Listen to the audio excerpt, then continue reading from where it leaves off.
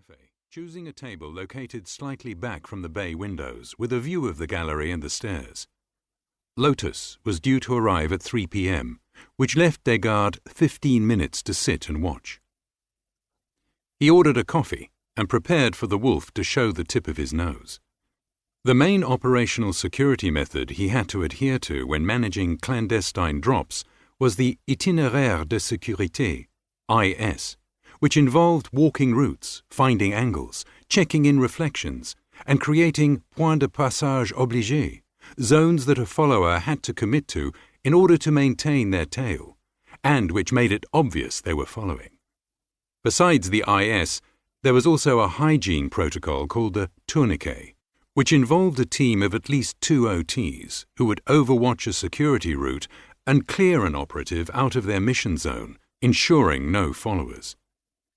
He didn't have a team overwatching this operation, so he focused on his tradecraft and waited, controlling his breathing and refraining from fidgeting. If Lotus was a no-show after 25 minutes, he'd play it by the book. There was never a compelling need to wait more than 10 minutes past the agreed meet time. He'd arrived from Paris the previous morning, and at his hotel, the Old Royal Post, he'd asked to be moved to another room immediately after check-in. Then he'd walked to the French embassy, located west of the Vltava River. Desgardes considered the Vltava to be the natural demarcation between his life and mission zones. In his mission zone, he was a spy whose every movement and interaction was controlled by the company. In his life zone, he was a mid-level diplomat with declared duties, none of them controversial. At the Baroque palace that housed the French embassy, Desgardes had met the chief of station, who worked under the cover of cultural attaché of the embassy. He briefed the local DGSE man on the real purpose of his visit, and the backup he would need if the contact with his source did not go as planned. Contact with an already recruited source did not usually necessitate a DO protection scheme, so Desgardes was responsible for his own safety. Now, as he sipped his coffee in the Café Lucerne, his Paris apartment in the 13th arrondissement, where his wife Katie and daughter Louise were waiting for him, seemed very far away. He tried not to think about Paris. Some operatives in the company could spend weeks in the field under these conditions, somehow remaining calm and focused, and keeping their families in a separate mental compartment. He didn't know how they did it.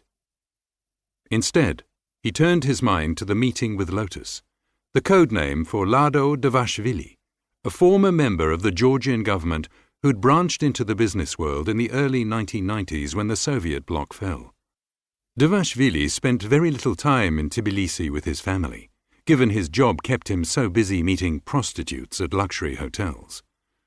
Lotus provided everything that might be required by a foreign government or its contractors: drugs, escorts, boats, planes, IDs, and weapons. What the DGSE required was hard-to-come-by intelligence. There was no collusion between the company and Lotus, only an exchange of documents for cash. Desgardes had spoken to him once, through the operational agent of the DO who had recruited Lotus, and transitioned Desgardes to become the handler. That three-way meeting in Vienna had been a memorable one for Desgardes, not just because he'd met Lotus for the first time, but because he'd met the well-known Aguilar from the DGSE's Y division, the section responsible for clandestine operations. Lotus's face resembled a metal plate chiseled for many years by expensive vodka bottles, in the center of which sat 2 small sunken eyes. Even Lotus had been wary around Aguilar, Desgardes noted. After the meeting, Aguilar had warned Desgardes to be particularly cautious around Lotus. Avoid talking to him, and always be very careful to carry out your personal security measures. Imagine you're dealing with a cobra in a round room.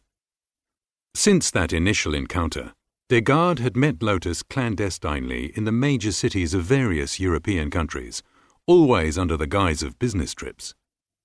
Desgardes contacted Lotus via the standard liaison plan, making an appointment and stating his needs, and the Georgian appeared miraculously to pass on information that was generally considered high quality.